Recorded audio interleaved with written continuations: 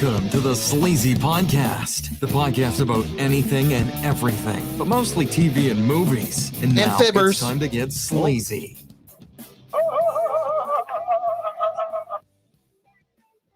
What up, what up, what up? This is episode 167 of the world-renowned Sleazy Podcast. We'll just get that right there. World-renowned.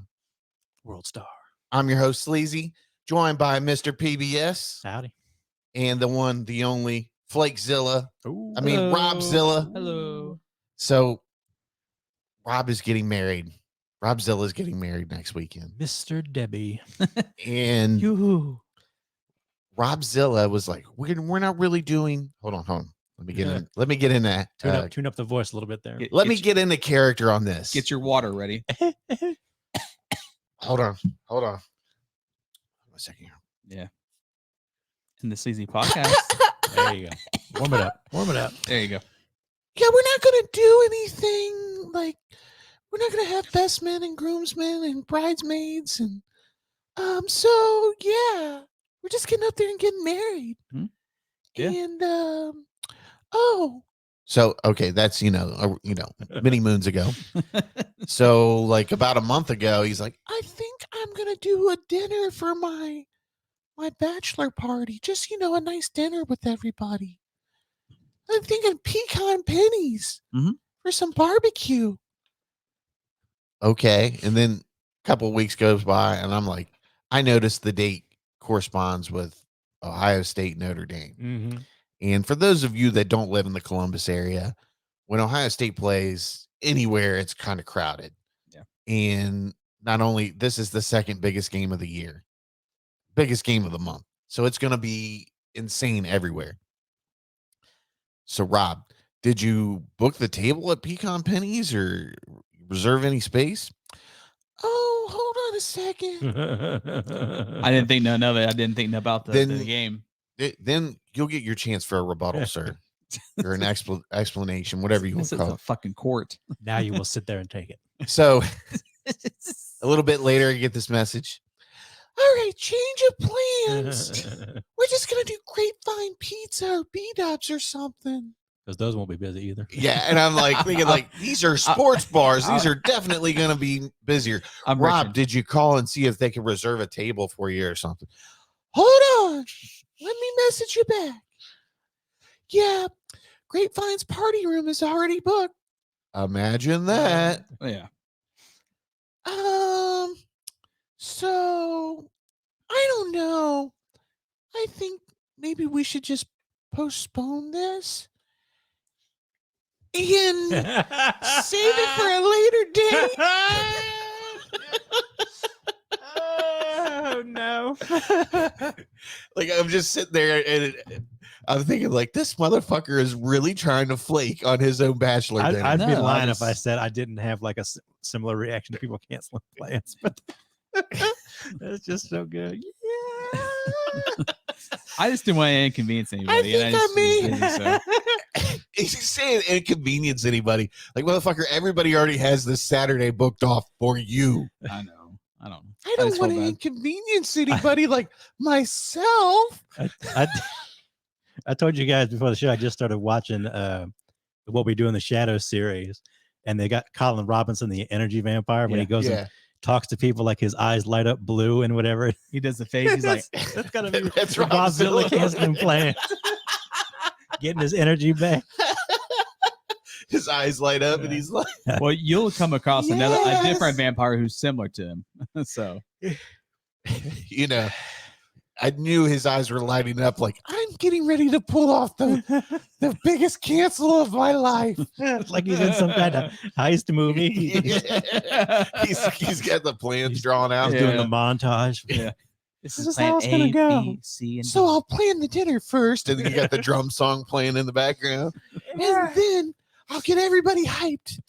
And then a couple weeks, somebody will notice that it's the Ohio State Notre Dame game. And then I'll pretend like I'm going to move it to somewhere else. And then I'll say, oh, yeah, I called and everything's booked. I'm saying this to Brownie, and he's just nodding his head. I don't want to inconvenience anyone, like my dog not being able to eat for the evening. You sent us the screenshot in the chat, and it said something about a pizza place. I'm like, I thought you guys were doing barbecue. Yeah. Because it was the game, like he mentioned, and I was like, well, it might be busy because it's gonna be downtown. So as well, I don't want Rob to have this feeling like, oh, even though I know he doesn't have this feeling because I know what he's trying to do. I don't want him to have the feeling that nobody cares about him and wants him to have a good time before he gets married. So I've been, working the text messages and phone calls all the past 2 days. And so I'm getting ideas from Matt. I'm getting ideas from Papa Flynn. And so, I'm taking my afternoon walk and I'm like, called John. I'm like, hey, what's the deal here? And he was like, well, it sounds like we have people that are going. And I said, yeah, we just need to find a location, lock it down. I'm not worried about food. We'll figure something out, whether it's at somebody's house. I'm like, I don't really feel like hosting. I just don't feel like having a bunch of people in my house, not that I don't trust anybody, but there's always that this person's never been to my house before. I don't know. But and I just don't feel like cleaning up after shit, Well, of course. And then, like being severely drunk at the end of the night, trying to throw shit away. But, so I was like, Papa Flynn works at Emilio's every other weekend. And I'm like, they have a little back room. It's not much. There's a couple TVs back there. It's an old fashioned bar. They got brews and alcohol and mighty fine pizza. And they have other stuff on the menu too. So if people, get whatever they want. And he was like, well, let me call. And he said, I guess they said it shouldn't be an issue. They can't reserve the back room, obviously. Yeah. But shouldn't be an issue. And if the back room's taken, there should be plenty of room on the patio for us. So we got you covered. Oh. And then right down the street is the casino. Mm-hmm. So, like they kind of wrap things up about 9 at Emilio's. So we're going to head down to the casino afterwards and let Rob try to get some money for his honeymoon. Probably lose money. Yeah. I can't win shit at casino. That's why I don't hardly go. Yeah. I don't mess with them either. But hey, what's the worst that could happen? You throw 20 in the. I still remember the most money I've ever won. It was at the Flintstone machine in Vegas was $80. And I was like, I used that for blackjack. Yeah, just don't take more than you're willing to lose. Right. Guys, I think Brownie is having anxiety. I need to go home. Home. He's got to deal with that almost orgasm. Oh, my spot in the couch is starting to rise up again. Do you know how hard it is to get my ass imprinted in that? It's difficult, especially getting comfortable. We got to break that cycle, brother. It's a fucking struggle, baby. The pandemic got you too comfortable. That's right. Gonna have to get his ass back into the office. Yeah, he was in the office. I was in office this past week. Yeah, I'm sitting here. I'm like, I fucking. Oh, that's why. Hate that's why. Yeah. But yeah, he was trying to flake out big time. We were like, we're not having this. No, we've all marked our, set time aside for this. It's happening. And are you sure about that? Maybe we can get a midget stripper, or something for him. Who knows? I was telling Papa Flynn, I was like, it'd be kind of cool to get like one of those specialty like strippers that shoot like ping pong balls out of the JJ, That'd be kind of cool to see. That's a word for it. Yeah. I keep thinking of like South Park the movie. I would totally be there like recording it and shit. Like, check this out. Check this out. Look, this is something I want to watch on my deathbed, This is the one I want to tell people about. Right. When I was a young man. So back in my day. We have the Mountain Dew Voodoo. You can't really see it because the light blinds it. Fluorescent. There you go. Boom. Mountain Dew Voodoo mystery flavor. Mystery flavor. Every year it's a mystery flavor. And nobody here has tried it yet, have you? No, I haven't tried it. Are we ready? He's got his own. Got me the zero sugar. I've got the real shit. He gave me the zero sugar. He gave me topped off with his. Appreciate Cheers. that, Mr. PBS. Thank you, sir.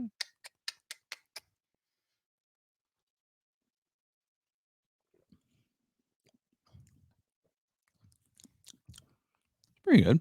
Yeah, it tastes good. I can't tell the flavor. It sounds like a blueberry flavor, maybe. I don't like it. Yeah. Like a hint of it. It's kind of tastes very Mountain Dewy. Yeah, Yeah, definitely anything. does. Yeah. I mean, I always enjoy tasting the different flavors, but like I just prefer just the regular, just Mountain Dew Zero or the Code Red Zero at this point. I can't smell anything from it. There is some sort of like fruit punchy, like a berry. Yeah, berry would be a better description. Yeah, I can't quite grasp cough it. syrupy. Not in a bad way. Some kind of fructose syrupy taste. Yeah, it's all right. It's always fun trying these out, but Googler.com. Let's see here.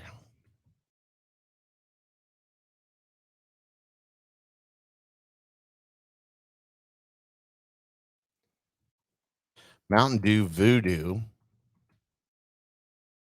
2023 flavor. Let's see if we can. Shit. I hate this little side button on my mouse because it goes back if I accidentally hit it. I always hit it and it goes back. Mm-hmm.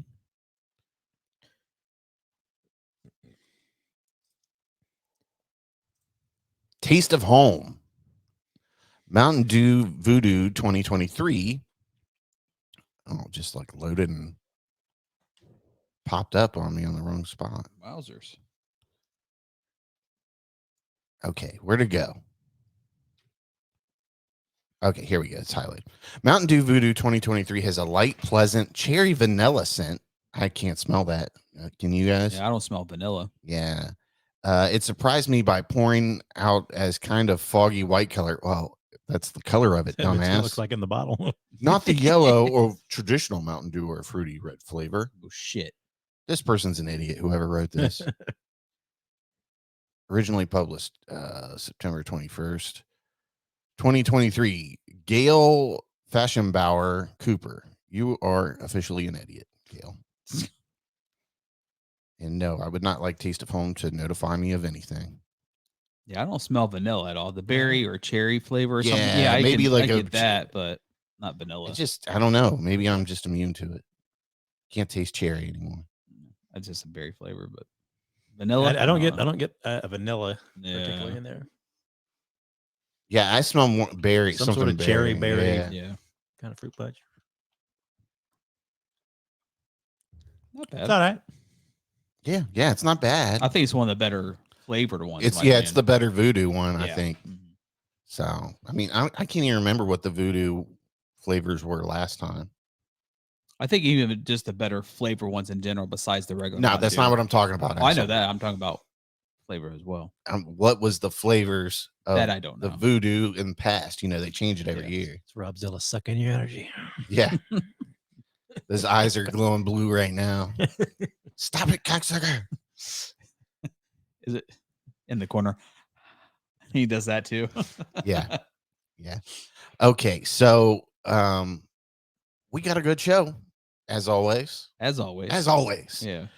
You know, we're not really a political show, but we are going to discuss the Lauren Boebert incident that happened this previous week. She is white trash, so yes, we will talk about her. We've got the latest segment that we are introducing, Show and Tell with Mr. PBS. Yay. Very excited for this. Yes. Then we have we're going to play off that top 5 Stephen King Adaptations. Okay. Then we're going to talk about Netflix's Wrestlers. Phenomenal show, I thought.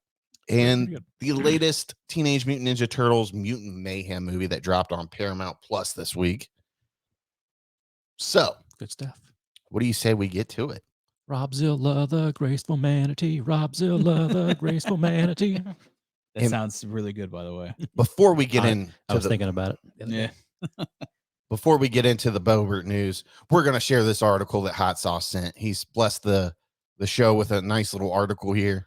Bless the group chat. Yes. Bless us. His blessed Sleazy Podcast with some crazy news. International Business Times. Texas school principal secretary accused of performing sexual acts on students in her office during lunch break. Wow. You know, if I was a teenager, I'd go for her. Oh yeah, especially back in the day when we had our teachers. Yeah, When you're a teenager, you're like, oh, you're offering? Come on, let's go. A secretary for the assistant principal at Sherryland High School was arrested after allegedly performing sexual acts on a student. Documents show Samantha Lee Carranza was arrested on charges of sexual assault of a child and improper relationship between an educator and student, according to Hidalgo County jail records. Alleged assault took place when student asked Carranza for a phone charger. How does that even like? You can't get a girl's attention trying to. Some kid just like, hey ma'am, can I get a phone charger? He's like, oh yeah, you can charge up at me anytime. Glock 3000. Yeah.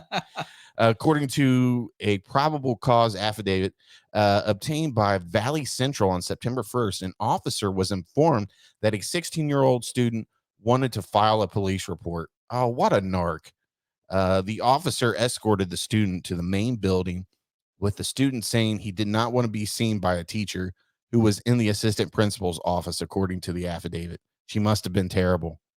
Like that one kid. Remember that one kid when he was like, rat on her, yeah, because she sucked. She couldn't suck dick. I had to tell on her. It's like, okay. The student told the officer, said that on August 31st, during lunch period, he went to the assistant principal's office to borrow a cell phone charger. Why are you going to the assistant principal's office to borrow a cell phone charger? Smells like bullshit to me. Mm-hmm. Like they just hand those out in school. Yeah. Like you couldn't. I don't know. Maybe they do today. Yeah. I guess, but like you don't have like how many kids have chargers? You know what I mean? Yeah. There, he asked the assistant principal secretary, identified as Carranza, to which she said yes. He asked her if he could take the charger and return it later, but Carranza told him to stay and charge it in the conference room. Hell yeah. You're not running off of my charger. Boy. A few feet from her desk, the affidavit states. Carranza told the student, you're not going anywhere before performing the sex act on him. While in the conference room, Carranza entered and started a conversation about her family and how she was going through a divorce. Oh, Lord. According to the court documents, he said that Carranza also showed him a photo of her breast on her cell phone, which made him uncomfortable. What's wrong with this kid? These motherfuckers these days, man, they just don't get it. Yeah, I don't know. That was like our fantasy when we were 16 years old. I mean, I guess if this wasn't this kid's sexual orientation, but you would think she would be able to read between the lines and be like, I shouldn't mess with this kid. Yeah. The student explains that he started walking towards the door of the conference room, and Carranza proceeds to close the door and tells him, you're not going anywhere, affidavit said. Yeah, this is like a teenage boy's dream. The student said she then pulled the strings of his hoodie towards her and began touching his private areas before getting on her knees and performing sexual acts on him, the document alleges. This is mind-blowing. The student said he told the officer Carranza told him if he said anything, she would blame it all on him, according to Mission Police. Carranza turned herself into authorities on Friday. Records show that her bond was set at $10,000. I'm like, this motherfucker's lying. He's been bothering me all the time for this, and I keep telling him no, it's inappropriate. And now he said he was going to go to the police if I didn't do anything. Look what he did. Just ruined it for everybody, didn't he? Right. Fucking narc. Yeah, exactly. He would be beat up for the next 2 years till he graduates. Oh, I don't know about that, but he's probably not going to be going to that school. Yeah. I would think you'd have to go to a different school or get homeschooled after that. Yeah. Be too much there's going to be a lot of bullying. Yeah, too much distraction, we'll just say. But what's up with these people that work in the education system? They can't get enough of these boys. No. And it used to be you'd hear like male teachers. It's mostly females. It seems like women are the ones getting busted nowadays. Right. Or maybe the girls are good at keeping their mouth shut. Yeah. And they don't tell on the older male teachers, you know. I got to think it's happening. If it's happening with one gender, I got to think it's happening with another. Yeah. But I'm sure there's some like psychology report. There probably is. About why women do it more than men or something. Yeah. Well, like you said, she's going through a divorce or she's not happy with her husband. So she's got some young kid. That's how it always seems. Like somebody's not happy in their marriage and they see like a charming young student that's giving them attention. And they're like, right. I'm going to take Billy up on his word. We're going to show Billy a good time around these parts. Billy a good time. Okay, so on to the next crazy news, right? Yeah, right. So Lauren Boebert was kicked out of the Beetlejuice play in Colorado, right? I believe that's where it was, Colorado. Yeah. So I'm trying to find, is this the one I don't know if I posted downtown both. Denver. So I just found like TikTok video of it. And this doesn't even show everything. Right. But let's see if we can. She vaping too? Yep. Oh, Damn. yeah. Her and her, I don't know, because there was a big thing about it. Is she separated or divorced or whatever now? Because this is not her husband. This is a person. I don't know if a boyfriend might be too strong of a word. Yeah. So Friend. You can see the person behind there complaining. why is there no sound on this? Did it not get the sound? Here, you know what? We could probably just go to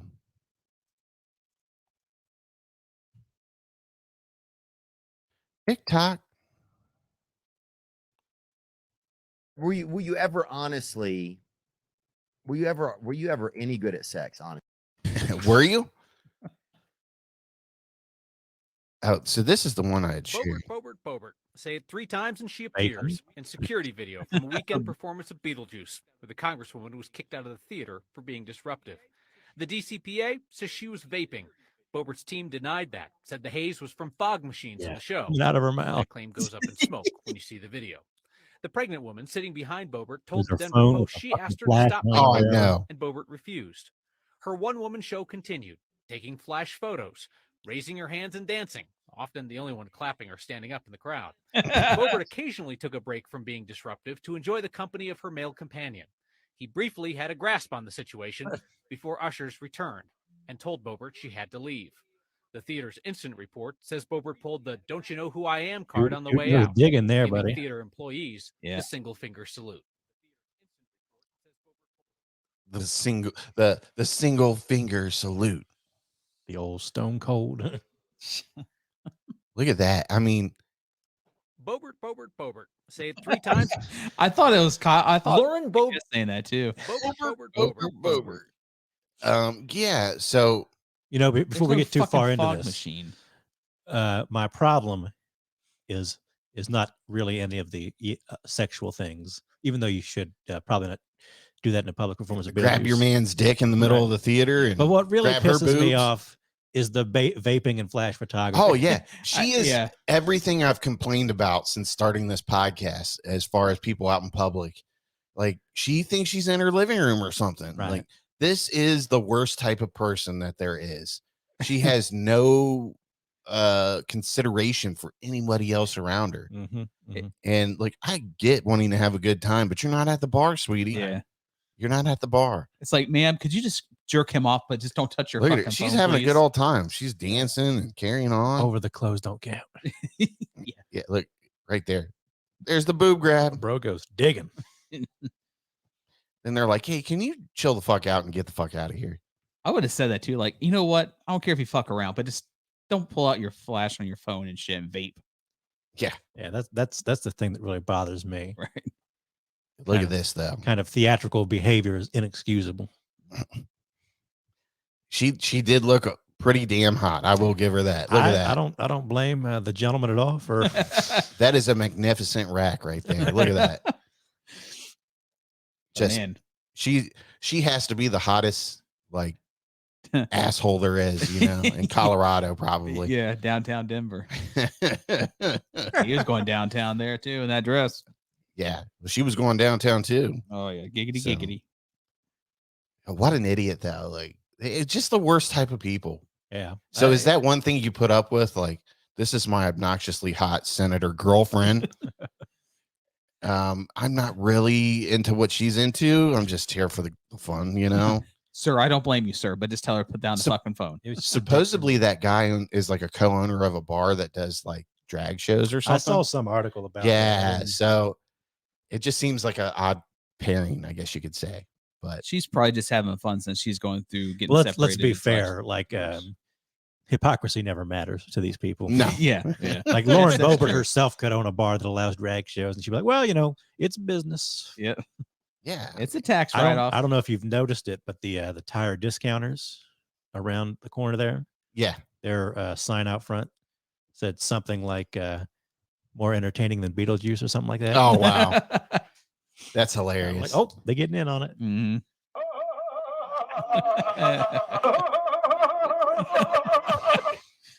Imagine that hearing that. That'd be the last thing you heard before you die.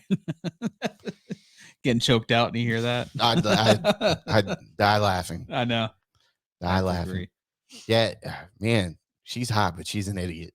Oh, she's dumb as fuck. She's. I remember even like before the video came out, she said, "Oh yeah, I wasn't being distracting." Yeah, I that remember video that. comes out, and like it's clear as day she's vaping. I wasn't vaping. It was the smoke machines. She's got that phone up in front of her face, blinding the person behind her. Like, I think part of the problem is the person behind her might have been pregnant, yeah, and they were complaining about her vaping. And it says here like Drew Sexton is her campaign manager. I bet he's like, this fucking bitch. that has to be the worst job ever. Dude, the amount of stress. I can only imagine. How do I spin all the dumb shit she said? Yeah. And then she goes and does this. Yeah. She's got some gerrymandered district or something. Anyway, she's not losing. Yeah. She's not losing. Yeah. It's a fog machine. She's like, that's one I spin. She's an attractive young lady that runs her mouth. And for some people, that's all you need. Mm-hmm. And that's all she needs. I don't think people, she spouts off all this Bible bullshit. So I think she gets the older vote off of that, obviously. But I mean, it is what it is. She's God's child, okay? When you're getting a divorce, you need to chase Jesus, not touch your man's dick at Beetlejuice. Yeah. Well, no, I'm fill up on your tits, by the way. What did you got? Was it one of you guys who shared the meme of her talking about Jesus? Yeah, I think it You was gotta probably follow me. those It was probably you, religious life values. Yeah. Hey, What would Jesus do? sometimes you At a just need to show grab a of dick Beetlejuice. and Beetlejuice.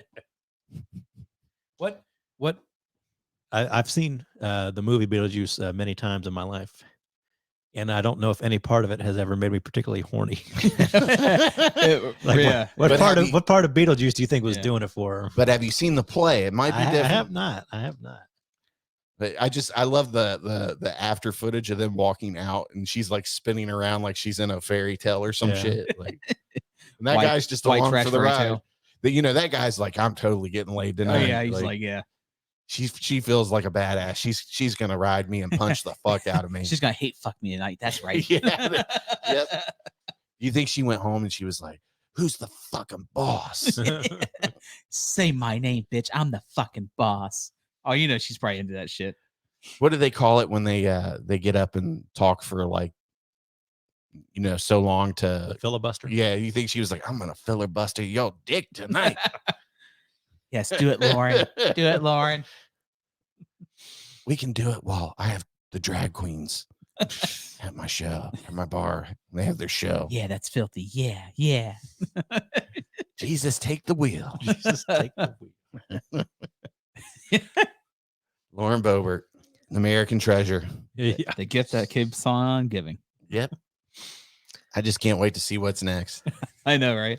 I'm just waiting. Like, honestly, there is a future for Lauren Boebert. She could quit politics. She's gonna be a multimillionaire if she isn't already.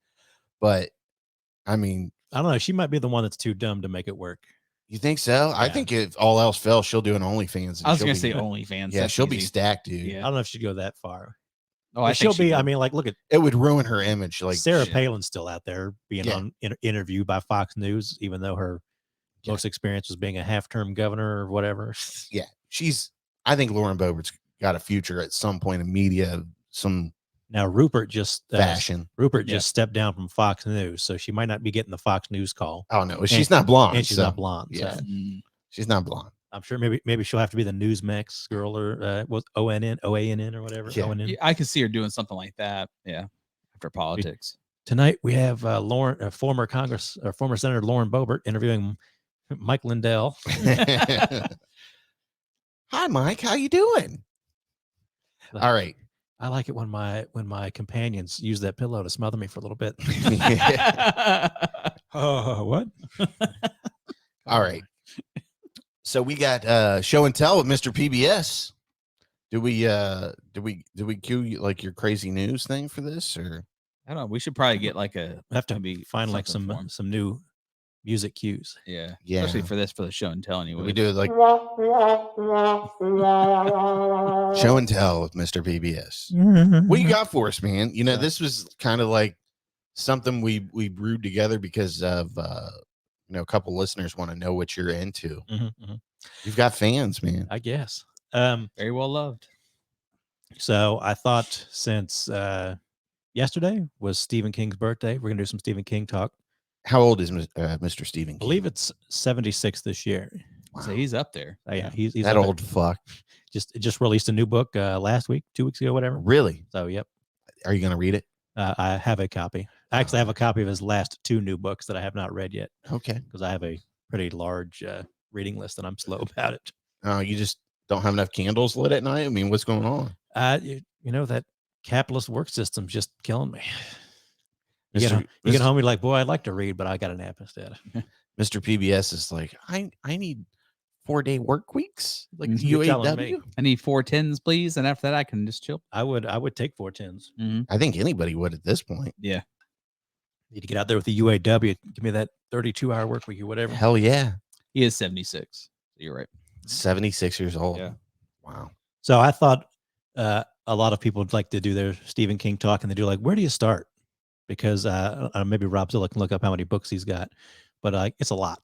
Yeah. Like really a lot. Okay. And All right. I've got a good chunk. So I thought I brought a little stack of books. So I thought this might be where you want to start if you're trying to get into Stephen King. Because obviously we all love the movies. We probably could do where should you start with Stephen King movies? But that's a little easier. So I brought a few books with me here. I brought a stack of books from home. The first one I got here is Carrie. Oh man, that's a classic right there. So I actually haven't read Carrie yet. Okay. But it's his first book, and I figure, well, if you want to start somewhere, start at the beginning. So this is, I believe the story is that he started writing it, and he actually threw it away in the trash. I've heard that story before, yeah. And his wife, Tabitha, got it out of the trash and said, no, you need to keep working on this. It's pretty good. And she kind of helped him because obviously Carrie's about a teenage girl. Yeah. And Stephen King was not a teenage girl at the time. So I don't know. I don't want to say she like helped write it, but he bounced ideas off of her, I guess, to help with the female characters and stuff. Do you think he was like, so this part where she's getting out of the shower after gym class, you think that's a good idea? Should I be a creepy dude and write some of these things? Yeah. Go ahead, Steve. So it seems like he has 65 novels. But he has written over 200 short stories. Yep. Yeah. So wow. 65 right. novels. We should 11 collections. We should write a short story called Fibzilla or Flakezilla. Said like Stephen King make it. Like Robzilla could be like a serial murderer, but he's always got an excuse. Like, oh, I was home that evening. Everybody will believe me. Yeah. I never leave the house. So I like to go outside. Another one I brought here. I brought The Shining. Oh, The classic. Shining. Yeah, you can barely see it. We should have turned the lights off for this one. The Shining, I believe, is his third book. And, obviously it's got a classic movie to go with it. His second book was Salem's Lot, which is a book I've read and listened to a couple times. That's really good. I really want to watch Salem's Lot. Well, there's supposed to be like a new series coming out? There is a movie that's done. Okay. And everybody's favorite executive, David Zaslav, is apparently just sitting on it for some reason or no reason.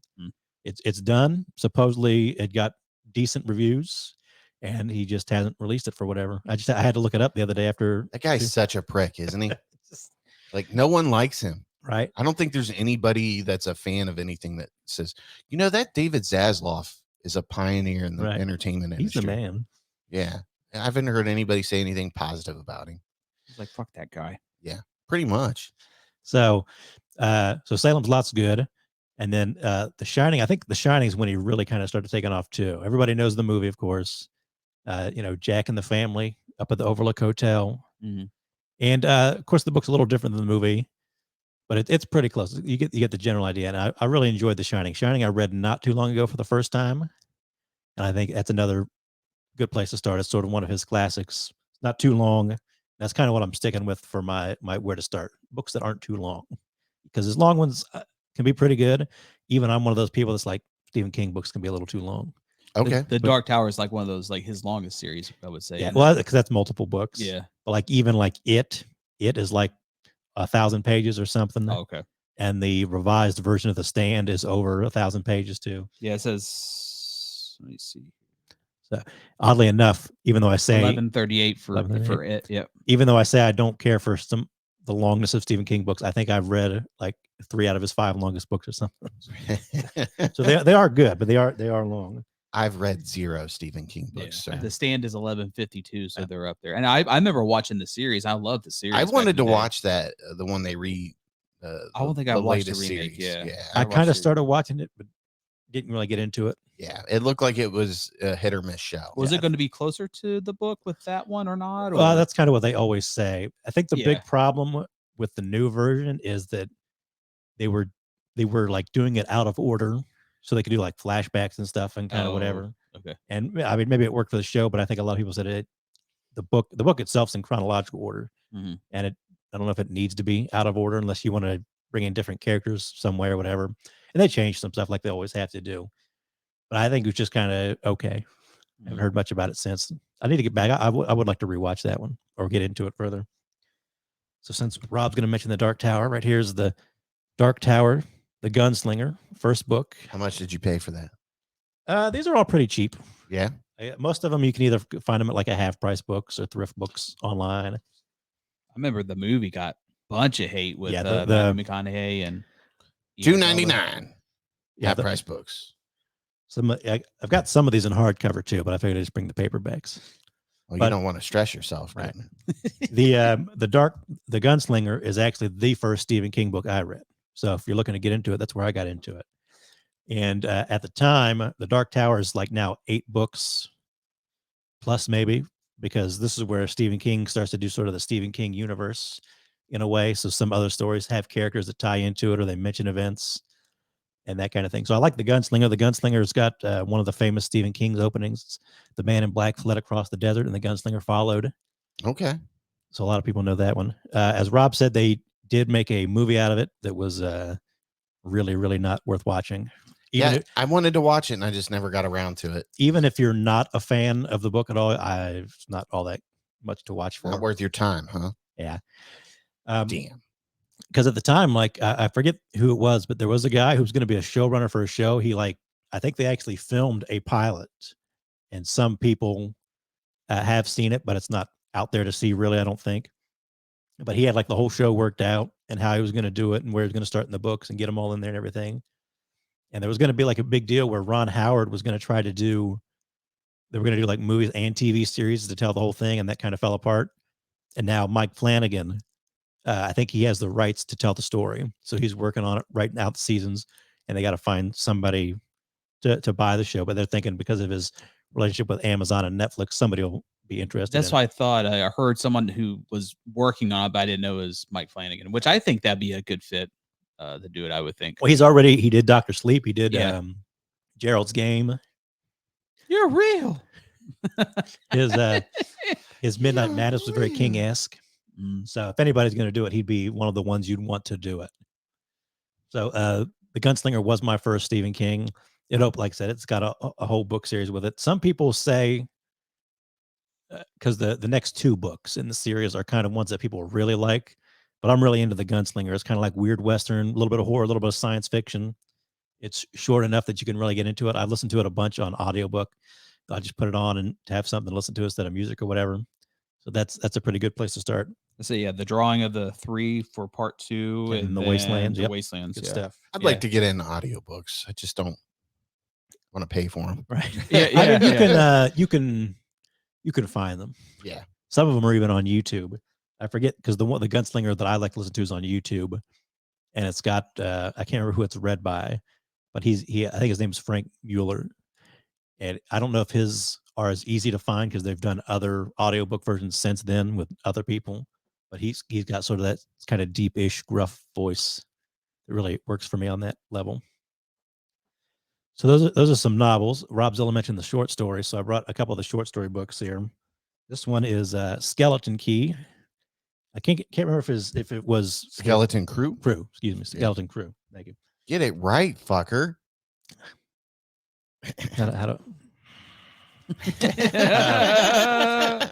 I have not read all of Skeleton Crew. Like I said, it's a collection of short stories. It starts with The Mist. It's the movie and the short story are pretty close. It's actually closer to a novella than a short story, I guess, because it's about 100 pages. But if you like The Mist, you probably like the story of The Mist because it's pretty close to the movie. It's got some of his couple other famous short stories. It's got like The Jaunt, which is a famous story, especially among Stephen King fans. It would really make like a great episode of like Del Toro's Cabinet of Curiosities or something. Oh, that'd be cool. There's other stories in there, like Survivor Type, I think, is in this one, about a guy who ends up like on a life raft or something and has to kind of like start eating himself. Ew, that would be terrible. It's I think that's known as one of Stephen King's more grisly. Yeah, stories. it sounds like it. Yeah. But yeah, there's like I said, I listen to some podcasts that talk about Stephen King.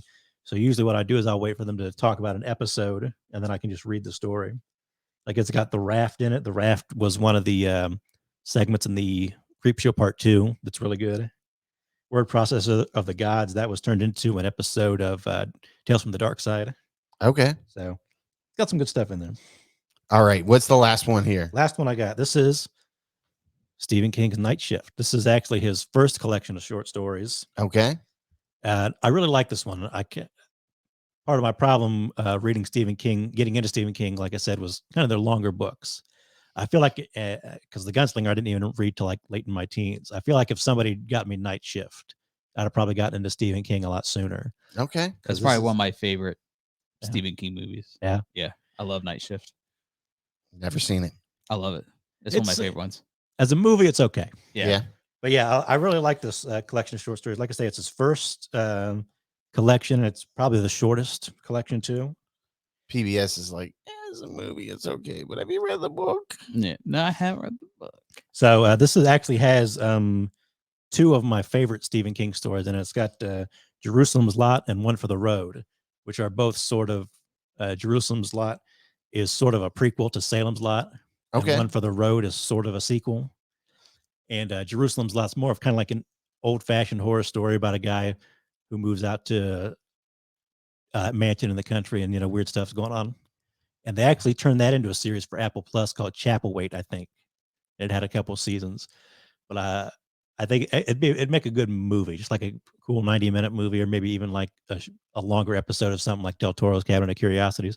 Okay. And One for the Road is about a couple of guys who are like in a bar on a snowy night. And this guy comes like walking in and he's like, my car broke down, down the road. And the guy's like, well, where's it at? He's like, oh, it broke down just inside some town limits called Jerusalem's Lot. And of course, at this point, like everybody knows about Jerusalem's Lot. Right, like, right. Yeah, there's vampires that way. We're not going back to get your car. Right. So the two guys in the bar have to decide, like, are they going to go back and help this guy, and what's going to happen? So that's a really good story. That's another one that I'd like to see like turned into a movie or some kind of series. Was there I know I saw there was a movie with Stephen King for it called Riding the Bullet. Was that based off of a short story as well? I think that's a short story in a different collection. Okay. But yeah, this one's got good stuff. It's got Night Surf, which is sort of a prequel to The Stand. So it's kind of about the virus. And almost everyone in here is pretty good. It's got Trucks, which was turned into Maximum Overdrive. I've seen. I was like, that's a Stephen King. Yeah, see, I didn't know that. Yeah, that's another movie that's it's something. That's Stephen King. That's the one movie he's directed, and that was during his cocaine phase. So okay, was that fairly accurate to the book since he directed it? I would assume. Pretty much. It's been a while since I've seen the movie. I've actually got it on my shelf to rewatch. I think it's so iconic because it's the semi truck that has the gesture on it. So that's Green Goblin. The Green Goblin. Yep. Sorry. Yep. Yeah. And Emilio Estevez. Yeah. So, okay. What is your top 5 Stephen King adaptations? Let me pull up the letterbox. Oh, he brought it. He letterboxed it. Just send it in the group chat here. And I will direct it onto the TV for those viewing on YouTube. Got my letterbox list. I went through one evening and just kind of decided, like, I'm going to go through all these and kind of put one above the other and see what I like. Is it private or can we see it? It should be public. What's your name on there? My Twitter or X name. Oh, Rokaifu. Or what is it? Rokyfo. Rokaifu.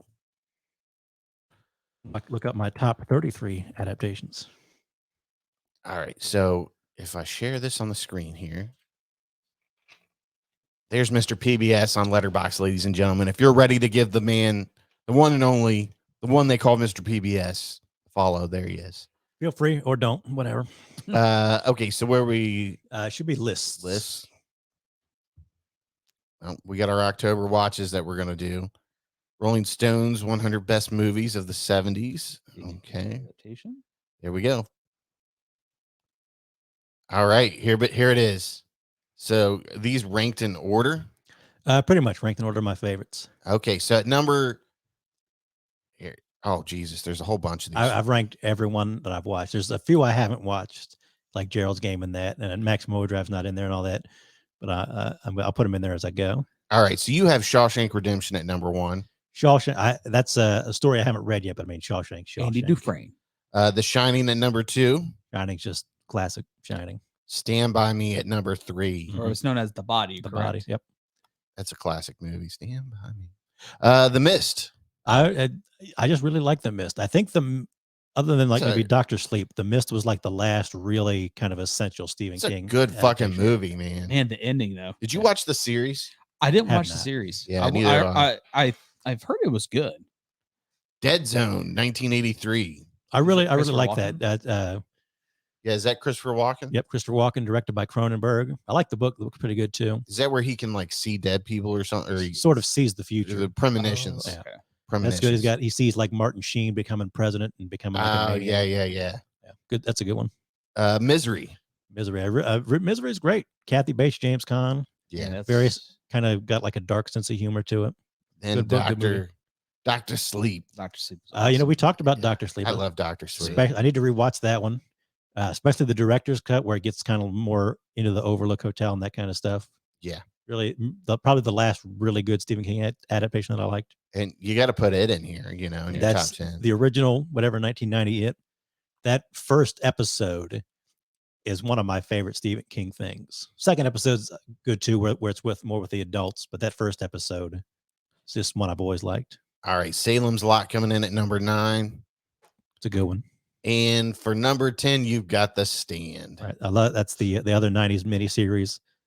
Those first like it's 4 episodes for that one. The first 2 episodes are like some of my favorite Stephen King. Again, that's more of where the virus sort of breaks out and the survivors kind of get together. And then for the last 2 episodes, that's when they kind of go out to Colorado and form up and try to kind of sort of restart society. But those first 2 episodes, I really, really like. Nice. Man, so what's your favorite adaptation, Rob? You know what? Because I have to go back and look because I know there's certain ones I didn't realize that were Stephen King. I'll give you a quick hot take real quick while Rob thinks about that. You'll notice I've got Carrie like all the way down at 17. A lot of people really like Carrie, and I've only maybe seen it all the way through like once, and I wasn't like super duper into it. Really? So that might be the one that people would look at and be like, really? Carrie is not even in top 10?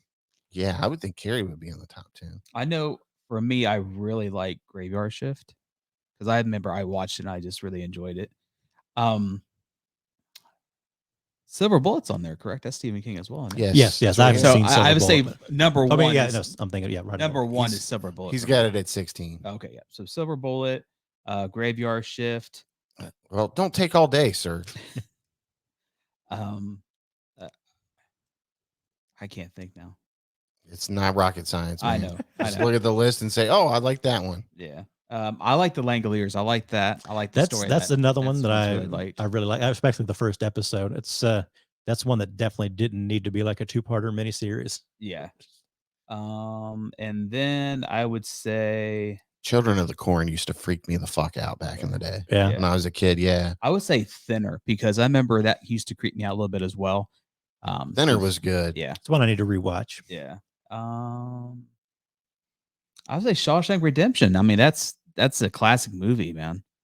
Shawshank is Yeah, Shawshank. I'd probably go Carrie as my favorite. Mhm. How'd you I- feel about the remake? Probably Carrie or Carrie Pet. 2. I haven't Rage. watched any of the other ones. The remake isn't terrible, but Yeah. I mean nothing beats the original. Yeah, I I need to Sissy revisit Spacek. that one. And see, I didn't Brian know, De Palma. and I did not know about was it Sleepwalkers? That's one that he just It's- wrote for the screenplay, so that's not a book or a story or Oh, anything. It's okay. just for that. I'll say that one's kind of Sleepwalkers is very kind of wild. crazy. Yeah, it's a little wild. It's fun. I like it. Yeah. I still haven't watched this new Pet Cemetery. Yeah, I didn't watch it either. I heard people liked it. It's okay.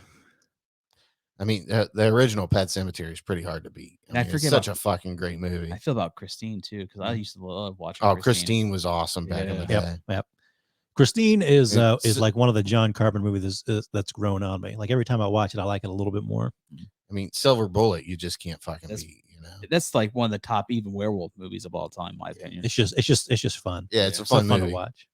I always wanted that motorcycle too, even though he was handicapped. I didn't care. I was like, I want to ride that fucking tricycle. What's his face is in it before he got Corey crazy? No, Corey Haim.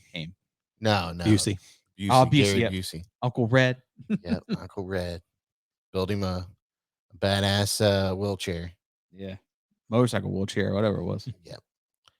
Okay, so if you got anything to say about that, go ahead and hit me up on Letterboxd and tell me I'm crazy.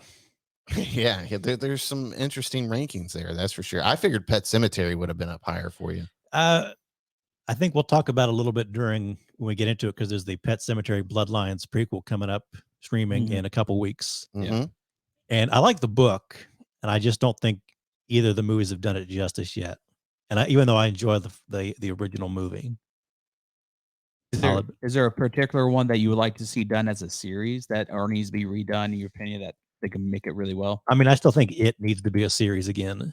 I think so too, from like how the story is and from how they cut a lot of stuff out. Yeah, I don't. The recent movies were okay. I like the first one. Second one was a bit meh. Well, I think a lot of people enjoy the first one with the kids. Yeah. I think they always enjoy that. That's one that still hasn't been told as well as it could be. It needs a series. All right, so we're in the tail end of the show here. We've got Wrestlers from Netflix. So I watched it. Did you watch it? Oh, yeah. And did you watch it? Yep. Okay. Excellent news. So for those of you that don't know what Wrestlers is about, it's about wrestlers. Right. And it's about the Ohio Valley Wrestling company, I guess you could say. Right. Promotion. Yeah, promotion. Out of Louisville, Kentucky. It's ran out of Louisville, Kentucky, and it's ran by Al Snow. I didn't realize he was like the owner or co-owner now or whatever. Yeah, I didn't know that either. It sounds like he bought into it and then was running into some troubles and got some investors to buy into it with him. Yeah, financial troubles. Yeah. Well, the big story about OVW is like 20 years ago. I think like Jim Cornette was running it back then. And like he was a part of it. Yeah, I don't know. Yeah.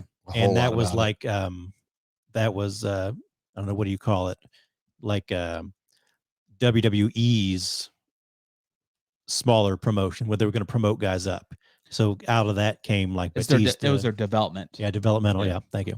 That's where like Cena came from, and Batista, Randy Orton, Lesnar was there. Yeah. That's kind of where they all kind of like broke in and Sheldon Benjamin. Yep. Yeah, Sheldon Benjamin. They really had an all-star cast of wrestlers. And then at some point, I think WWE kind of pulled out of it. Yeah, they ended up buying one territory down in Florida, which is like FCW or something. It ended up turning into NXT. Yeah. Right. And they used that as their developmental program. Right. It's basically just WWE doing their own developmental now. Yeah. So that's sort of led to sort of the tail end of the glory days of OVW. And now old Al's running it, trying to keep it afloat. Yeah. And man, this really gives you a look at the smaller independent wrestling companies and how they do things. And a lot of these places don't pay wrestlers. I mean, they literally, it's just them going out and getting experience and maybe 20 or $50 a show. It's like your night job. Yeah. And they're working their regular jobs and then doing that. Yeah. Like some of these wrestlers, they're bartenders at the local Holiday Inn. Yeah. They're like, and they all work together and wrestle together. Yeah. And they date each other. And yeah. But man, what a series, dude. So these motherfuckers are crazy. Well, even Al Snow, he's like, a lot of these guys couldn't really function in real society. That's what he says.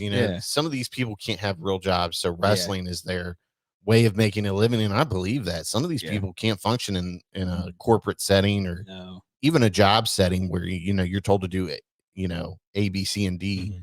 They just can't do that. Yeah. Like even just a regular, like 9 to 5, like cubicle job. But man, these people are out there. But I'm a fan. After watching this, I'm a fan of OVW. I want to buy an OVW shirt and support it. I got to say, I started watching it one night, kind of just before bed. And like the first person we really meet is like Hollywood Haley J. Oh, yeah. Hollywood and Haley she J. was just so we hate to use the term white trashy anymore, but that's really what it was. I kind of quit watching. I'm like, I'm going to watch something else tonight and come back to it. And I'm glad I did, because they grow on you. These people kind of grow on you. They do. You end up rooting for them and wanting them to see some type of success. Right. I don't think any of those people, other than the Indian guy, are quite WWE material. The Indian wrestler is. There's a couple people they don't really focus on that look like they could be pro wrestlers, but that guy was like the one guy that's like he could be a wrestler. Wasn't he? Didn't he just seem like such a sweet soul? He's just a really nice guy. You would hear him like being interviewed in the show, and he'd be like, "I do this for my family," and you're like, why are you with these people? You are such a nice guy, dude. You can't. Yeah. Like, he can't get into some other type of territory that's more exposed. Like, he can't get it. It sounded like he was a big investment for WWE at one point. Shera. Yeah. Indian Lion. Yeah, the Indian Lion. Yep. Yeah, he was decent, but he has the look, but I don't know if he has the ring presence. But Al Snow seems really big on him. But yeah, man, I gotta tell you, like, what is every episode that Al Snow's in it is like, he looks like he's getting ready to have a stroke because it just looks so goddamn stressful for him. I think that's just how Al Snow looks. He's just one of those people who always looks that way. He looked stressed the fuck out in that little office that he has. Yeah, he's like, I gotta fix this shit that they just keep piling on me to make it not be shit. And then he's got, I mean, literally, he's trying to make a turd shine down there. Yeah, and no offense to it, that's what I mean. He's trying to. I mean, look, he's got crackheads wrestling for him. It's just facts. It's just what it is. I love the one episode where the guy gets caught snorting pills out in his car and crushing him up and snorting them. He's like, what the fuck? They're at some like fucking podunk fair or some shit. He got caught out in the parking lot. Out in the Appalachian Mountains or some shit, some little town out there. Yeah. And he got caught snorting pills out in his car, and they're like, dude, this is it for you. And the guy realizes his life is over. I mean, he's like, I got to get my shit together. And, these people don't have health care. And so he's down in his fucking apartment with his family and he's sweating it out, trying to get, out of that, what do you call it? Withdrawals. Withdrawals. There we go. So, you get an in-depth look at these people's lives and what they're doing. But if I had to pick a favorite, it would definitely be what's her Haley Hollywood Haley J. Yeah, Hollywood and her boyfriend, man, is sitting in his beat up car in the interview. Dude, I was cracking up every time they interviewed him. He's in his fucking car, hanging outside, hanging out the side, talking shit about the owner. Yeah, I hate women's wrestling. It's fucking stupid. I feel bad for that owner. Like, he's just trying to make it better. Well, though that and the Matt Jones guy, who's like basically like the sports. He's the owner. Yeah, co-owner with that. And he's him and the other guy that was like running for. Yeah, they're footing the bill. Yeah. They even said it. They said the majority of the bill is from Al. Yeah. So they said they were losing $2,000 or something like that every time they film an episode. Like, they did live TV every Thursday night. That's tough even for the big guys to do sometimes. Yeah. Oh, and I love like every episode when they go to do a live TV episode, something catastrophic goes wrong right before the fucking while they're recording, and I'm just like having flashbacks of something going off here, and I'm like, I'm going fucking nuts. Like, why is it just fucking working? Why isn't the monitor working? Where's my sound at? What's wrong with my headphones? Like, Al Snow, we ain't got no fucking monitor. We gotta get that fixed. Well, he even said it too. He said, "I'm Kermit the Frog. I'm running the fucking Muppet Show." And if that can be the furthest from the, that's the truth. Yeah, it just killed me though. Like, how many episodes was Al like, listen, I don't care what you do outside of here, but you can't do it in the building. Don't get caught doing it around here. Yeah. He was like, can we just be a little bit smart? Because, when you get caught, it hurts everybody. And I don't even think that was Al. That was kind of the other guys being like, wanting it to be a little more respectable. Yeah. Al was just trying to put on a show. I really do feel for the guy that, even though he kind of has a little bit of a douchebag feel to Matt him. Jones. Well, he comes in, he's not a wrestling guy at all. No. He's just coming in to be the money guy and a business guy. He saw an opportunity for something that was popular in the area that he didn't want to see go under. And we've all been at jobs where somebody new comes in, you're like, that guy doesn't know what the heck he's talking about. Oh yeah, he's just here because he's got money or because he's got a connection or something. And that's how he starts out.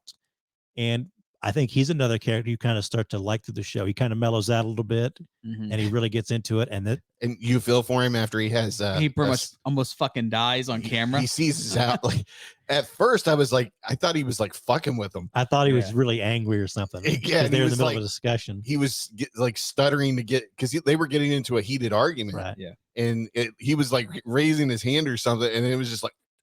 Starts just going like, I thought it was my internet. Actually, I was like, "What the fuck?" Yeah, like he really thought something was fucking up. It was legit scary when I watched. Like, yeah, what the fuck? And then I've never seen that before. The man is seizing out. I mean, he literally looks like he's having a stroke or some shit. Right. Matt, you okay, Matt?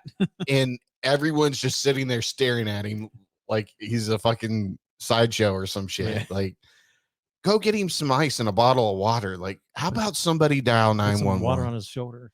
Yeah, they're like, yeah, get him a bottle of water. Put the ice on him, cool him down. And you're the one that went to nursing school. I mean, what do you do when somebody's having? Well, you just kind of let them go through it. Yeah, I mean, they just have to get through it, right? Try not to make sure they don't hurt themselves. You know, he was sitting in a chair. Sometimes you get him down on the floor or whatever, and just kind of ride it out.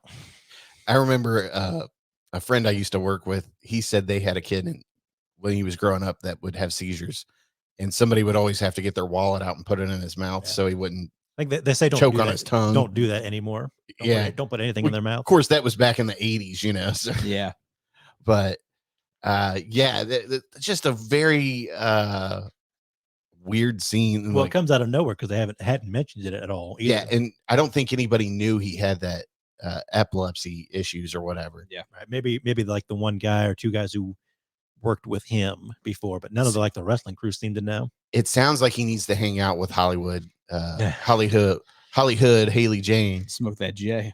Yeah, and then he won't have those issues. Yeah, he did kind of seem douchey, you know, especially when they show him going out to dinner with that super hot chick, right. And you know he's whining and dining at this fancy ass restaurant, and these people are fucking scraping by, you know. But he was like, hell, the wrestlers didn't even get paid before we came here, and then they, you know. They act like that one dude. I didn't even get into this, but the one dude that does all their social media and is the ring announcer. Oh yeah, this guy is doing everything, and they're acting like he doesn't do shit. Well, they want him to get attendance up. That's the big deal. Like, if you don't get attendance up, we might have to fire you. Yeah, and he's like walking around, passing out flyers, hanging up in the store. Oh, he's doing everything. He's one of those people that like not everything he does, not every hour he puts into the company, like shows up on a spreadsheet. Right, or something. right. And like you said, he's doing everything. He's putting flyers. He's talking to people. He's an announcer. He's behind the camera on a lot of the pre-tapes they're recording. He's the cameraman. Yeah. Like if you fire that guy, you're going to have to hire 3 more people just to replace him. Yeah. Yeah. You'll really be losing money at that point. Yeah. That's the one guy that you need to dilute your money or divert your money to, you know, like, I mean, come on. But that just goes to show you how out of touch they were. I mean, they just didn't realize all the things he did. Like, dude, if you want to put asses in the seats, you got to put advertising into it. Give the guy an advertising budget. Right. Not walking up and down the streets in Louisville. Can I put this piece of paper up in your window? This is an 87. Yeah. You know, what the fuck? You don't reach people that way. Yeah. Yeah. Nobody's looking at those things when they go through the store. If they're even going to the store. Yeah. Yeah. He's over there hustling the local toy shop for a sponsorship. Yeah. Can we get you to put a banner? We know you got a banner. Yeah. Yeah, $1,500 and you'll get a lot of exposure to all 50 people in this town. Yeah. Yeah, I mean, it's a really good show, a really good documentary. I mean, you get to see I wouldn't call it the dark side of wrestling, but I mean, just people that are trying to make a living off of this. Right. That's what it is. People trying to make a living, because it's not, it's not the old days anymore where you had, 4 or 5 big territories and you could go on the road whenever you could get hot in the territory and use that like to go to another territory. Like, hey man, you want me to come over? You got to shell some bucks my way. Yeah. It like I said, it's just people trying to make a living. Yeah. Well, and the one dude that's actually he's an older wrestler. Cash Flow. Yeah. Cash Flow is his name. How long is this guy going to wrestle, by the way? He's in pristine shape and he's in his like 50s or some shit. Yeah. But he's like, if OVW went under, it would just decimate my family. Here's the one where like his wife was a nurse and she got, I don't remember if they said what she got, but she got like cancer or something like that. Yeah, she got some sort of disease and she couldn't work anymore. Right. Yeah. So he becomes like the breadwinner. Even if he doesn't wrestle, I would like put him behind the scenes with the wrestlers and trainer. I think he'd be fantastic at that. Yeah, he would have something to offer, kind of like what they were doing with Hollywood's mom. Yeah. I forget. She was another character. Maria, I think. But very interesting. And Big Rig Betty. And you get to see these wrestlers, the women in particular, they get other opportunities. And they don't even fucking let them know. They just kind of go out. I think they do eventually. They go to California. Yeah, they go and work for a women's, thing for like wrestling. Yeah. For what, 2 weeks or something like that. Yeah. And it kind of puts Al in a very tough spot as far as like rewriting shows. And well, they do it on the whim, and he's like, "What the fuck? You're supposed to be here." I said, I built this whole story around you and your mom, and then you're not fucking here. Yeah, he's like, "I'll fix it." It is funny though, like between Al and the other owners, there's this big disconnect of what they want to achieve. Al is into the storyline and the TV thing, where they're trying to get into the new age. Right. We need a bigger internet presence. We need, short term clips that are going to get people's attention and stuff. We need to grow the business in the other direction. Right. Al wants to be like an old school promoter. Yeah. And tell stories the way they kind of used to. And the guys are like, well, we need to do that, but if we're going to do it that way, we still need to make money. Yeah. And there's just this huge disconnect there. But it all culminates to the end of the big one. Yeah, there's summer story. They have a pay-per-view, the big one. I don't know how many people actually bought the pay-per-view, but yeah, I forget what they said, but it was like still $50 for it. But Al Snow ends up wrestling in that. Yeah. And man, my God, that dude is in freaking shape. Yeah. Did you see him even when he's just like sitting in his office talking? You can tell he's kept up with his weightlifting and all that. What they say, like he had 2 knee replacements. 2 new knees, he said. He's running and sliding on the mat and doing. I mean, looks like he hasn't missed a step. No. So, and he's running and bouncing off the ropes. I thought that was very impressive for a dude who's had 2 knee surgeries. Yeah. Well, even say he just hadn't wrestled in a long time. If he'd wrestled somewhat regularly, he would have even had that ring rust or whatever. Yeah.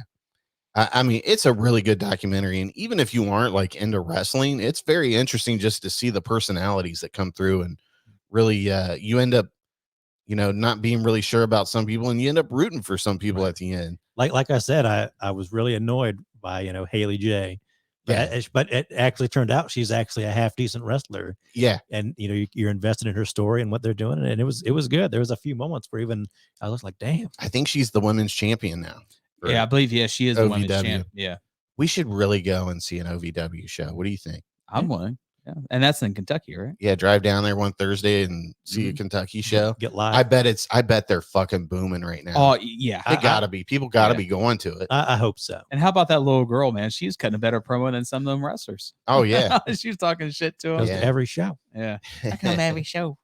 Yeah. And I love the chatter that the people had out in the parking lot when they're waiting to get into the building. They're invested in it. Yeah. I mean, for those people down there, that's life. I mean, that's what they look forward to every week. That's part of their entertainment. Is it sad? Maybe on some sort of level, but that's part of their culture down there. Yeah. I think, that's for me, it was, in some ways, it was sort of a sad documentary because you're watching, because wrestling isn't set up the way it used to be. Like we were talking about the territory days, to go make your money somewhere, make a living. If you're not in WWE or now AEW, the next step down is maybe you got like an Impact or you've got an OVW. There's not a lot of places to go. Well, and they even said most of the territories have gone out of business. Right. Yeah. So, I mean, there's only three or four companies now that are on air. Yeah, because you have WWE. Then I think it's 4. AEW. Well, Ring of Honor. And then you got Impact. Well, Ring of Honor is basically AEW now. It's AEW now, so we can't. Yeah, you can't count that. So OVW is kind of like the last of the small territories that's still on TV. Because even Vince was going around taking up the territories. And it's funny, I didn't realize how many outlets they were on until the guy said something and they started putting the graphics up on. Yeah, I didn't know that. They put the little graphics up. They're like, you can watch it here, you can stream it here, you can stream it there. And I was like, oh wow. You're not doing enough. Yeah.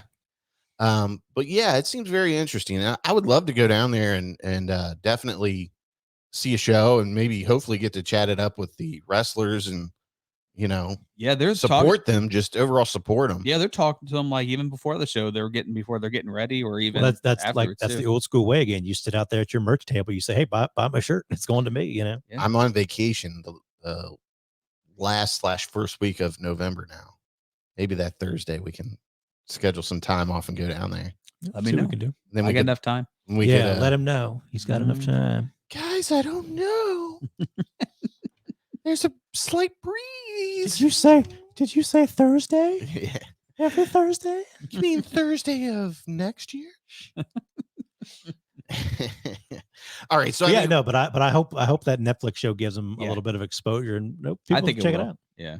I'd like to see another season of it, or like an update or something. Yeah, like maybe like a couple episodes of where are they at now, or people who actually went there and they get new wrestlers you can do a story on. Did they improve their attendance and stuff like that, because it seemed like Al knew what he was doing to a certain extent, right?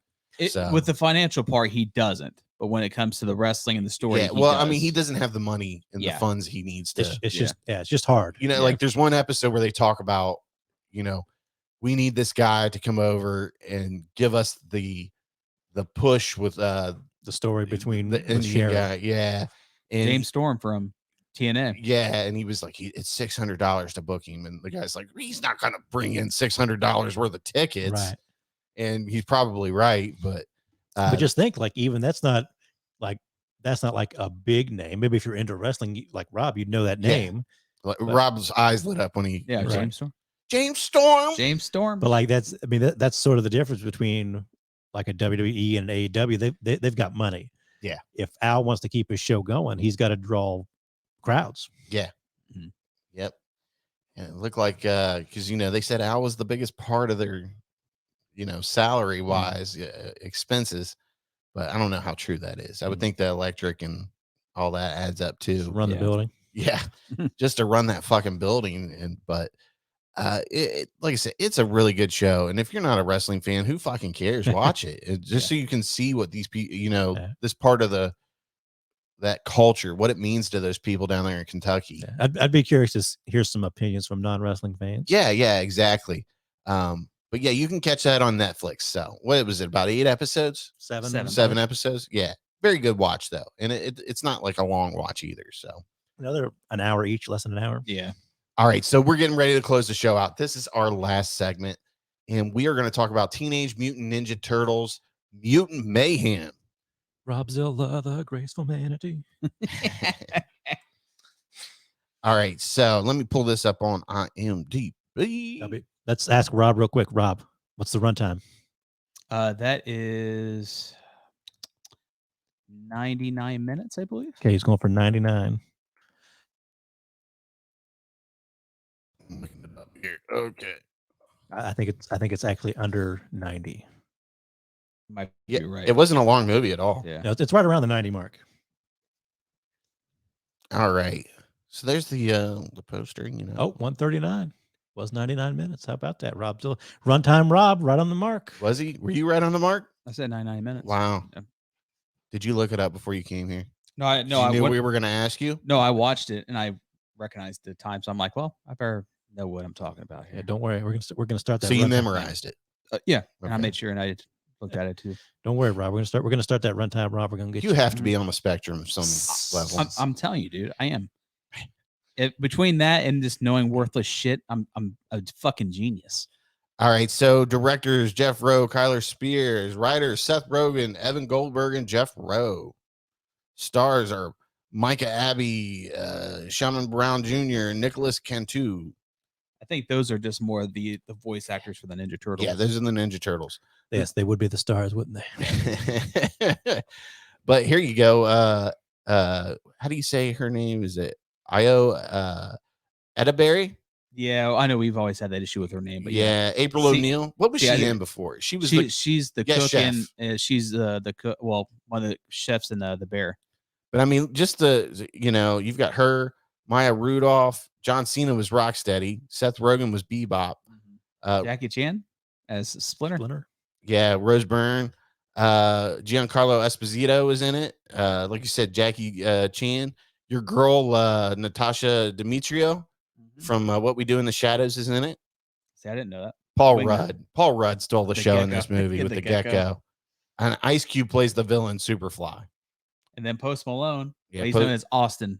Yeah, Post Malone. Yeah. Austin Post. Ray Fillet. Ray Fillet.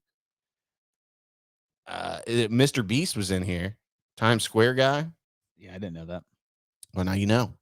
Then Hannibal Buress was the frog. Yeah, that was kind of funny. Yeah. Yeah, so I mean there's a star-studded cast doing the voice work in this. So let's just start off with Robzilla. What'd you think? I thought it was a fun movie. I liked the change up of the story with it. Of course, it's called Mutant Mayhem, but because typically, historically, the villain is the Shredder, so you don't really get that in this movie. It's kind of there's no Shredder in this movie. There's no Foot Clan. There's no Shredder. Right. But I did like it because they're starting out, so they kind of learn how to fight, but they don't know how to fight. So I like how they started out as teens, and building up their character. But I think the only thing I didn't like is, like in the beginning, is the animation. I just wasn't a fan of it because it kind of reminded me of like Wes Anderson's like Isle of the Dogs. I just don't like that style, how it looks. It's the same type of animation that they use for the new Spider-Man movies, that like watercolor type thing. I don't know what I'm talking about when I say that. I mean, with the Spider-Man one, I'm telling you it looks similar. It is. But that one doesn't bother me as much more than this. Like in the beginning, I didn't like it, but when it got more darker with the pops of the color, it looked better to me. But it didn't ruin the movie for me. But I like the voice actors, I like the story. Jackie Chan as Splinter was fantastic. I just, but I enjoyed it. So I really hope they keep moving forward with this. They are. They're doing a show and then probably another movie. Yeah. So I like to see it where it goes. PBS. I've got a similar opinion to Rob on that. I liked it pretty good. I haven't watched the Spider-Verses, so I'm not sure how it compares, but I've heard that it's similar in animation style. And I'm with Rob. I didn't love the animation style in certain parts. There are, I don't know. Just it was almost too busy in places. Yeah, it looked like Scribble. It was like Scribble. It was a little too much of that. Mm-hmm. And there was other stuff I liked about the animation, but that just kind of like creeping in. And then there are certain parts of the movie where it's almost a little too frantic, like there's too much going on. But anytime it slows down just a little bit, it's really good. Yeah. I felt like it was a far departure from what we're accustomed to. Mm-hmm. Right. And I mean, listen, it's really hard to beat our Ninja Turtles, the cartoon version, and the movies we got to experience, particularly 1 and 2. Mm-hmm. But I mean, I thought it was a decent movie for like somebody who's being introduced to, the next generation of kids that are now they have turtles. I thought it was really cool that they did that. I'm kind of with you on the animation style. It's a lot to take in certain scenes, right? And it's very busy and distracting on your eyes in some parts. But I mean, I liked all the people that were, I thought all the kids did a great job as the voices, doing the voice work for the turtles. I like the turtles. Yeah, I thought it was a little silly. It was a little too. There was too many like outcast characters, Yeah. But and the things that make Ninja Turtles great as far as the villains are not there in this one. Mm-hmm. So like Baxter is pretty much iced off in the beginning of the movie. I don't know, and I had a real issue with Splinter not being a real like ninja master kind of guy, and he kind of gets his one scene. Yeah. But other than that, he's just kind of like an old dad character. Yeah, right.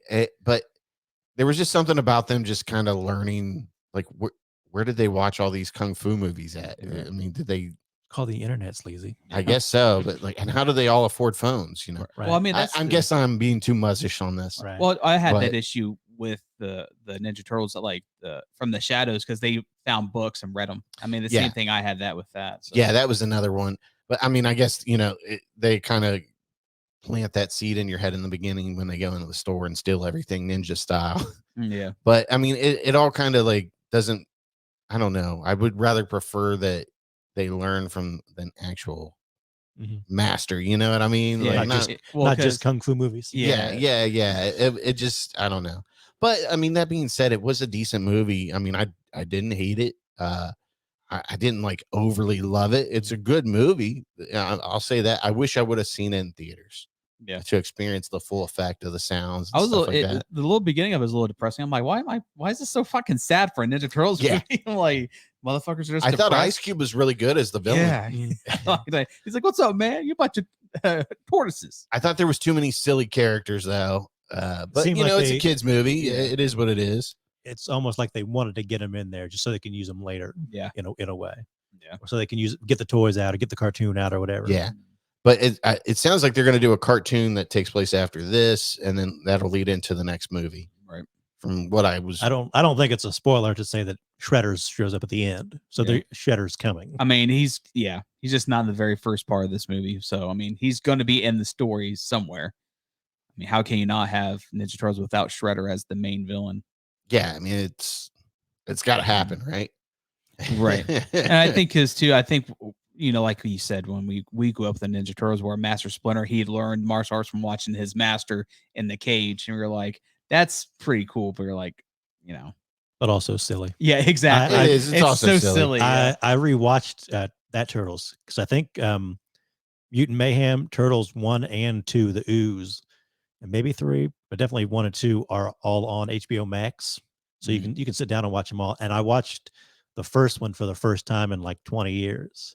And it holds up really well. But it's super dark too. Yeah, and the super dark reason why I liked it too. The oh yeah, it was a very dark movie. Like Rat Splinter doing martial arts in his cage. Yeah, that's one of those things. Kind of like Sleazy said, you can't think about it too much. You just like, yeah, okay, Rat doing kung fu, whatever. Yeah, it just happens. I think I just love the first one because Shredder just fucked up the turtles so bad. Oh yeah. Oh man, I watched that a bunch when I was younger. Like the Foot shows up and they attack the turtles and April.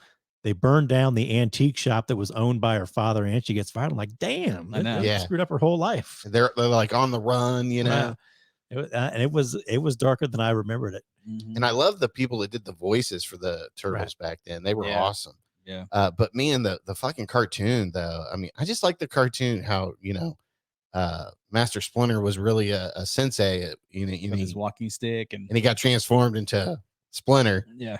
But that kind of seals the fate of them having the battle with Shredder. You know what I mean? Mm-hmm. And even in the movies, that just isn't quite there. It's something else, But it's a fun movie to sit down and watch. I mean, it's on Paramount Plus right now. That's where we all watched it. I gave it 3 out of 5 stars. I give it 3. I went 3.5. I thought, like I said, when it settled down and had those kind of like character moments, I thought it was really good. It had some funny parts too. Mm-hmm, yeah. He's like, oh man, Leo ratted us out. He's like, hey, don't use that term.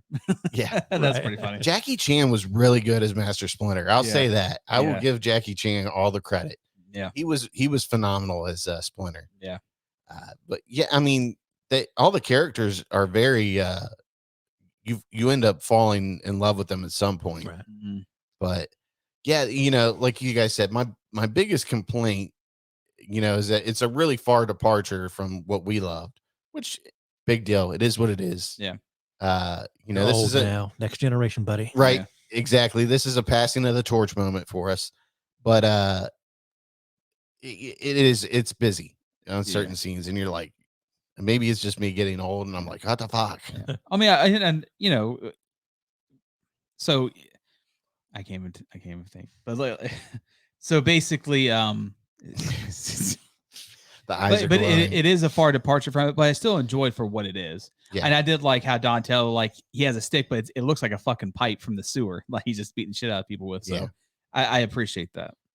Yeah, and it was cool, like you mentioned earlier, like they really don't know how to engage in fighting yet. Yeah. So they're kind of still learning, and they're sneaking out and trying to solve crimes and get to who Superfly is and stop the crime in the city so that the people will love them. They be accepted. Yeah, and they can not hide in the sewer for the rest of their lives.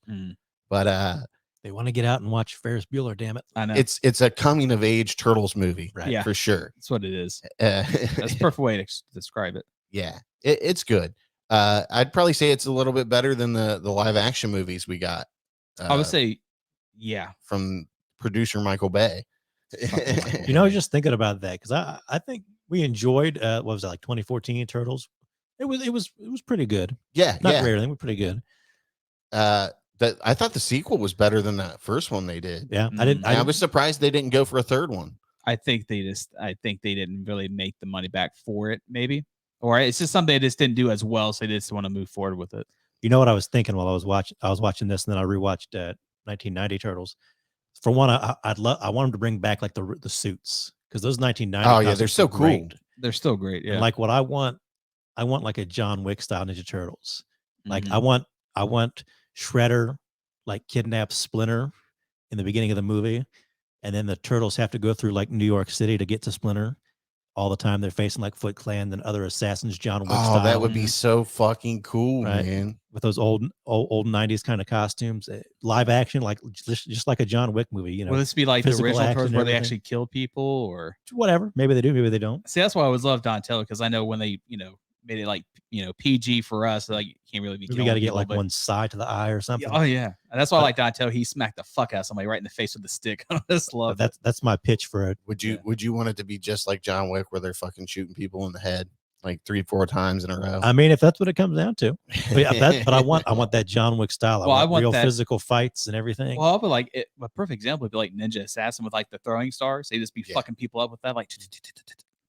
So that's my pitch for a dark, realistic Turtles movie. I'd go see that. Well, we're getting the last Ronin one from the comic book, so Yeah, wasn't that? Yep, I remember seeing something about that. They commit video game for it, so I like to see that as a live action movie. Nice. Yeah, that'd be fucking awesome.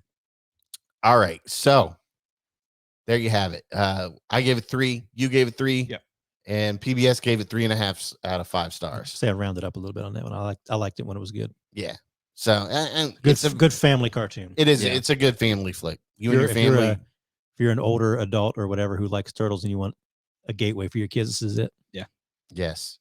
But yeah, great movie. Definitely one to sit down and have a nice little evening too. All right, so that's all we have for episode 167 of the Sleazy Podcast. My call to action is to share the show. It's same as it is every episode. Get one person to listen, and from there we'll get another person to listen.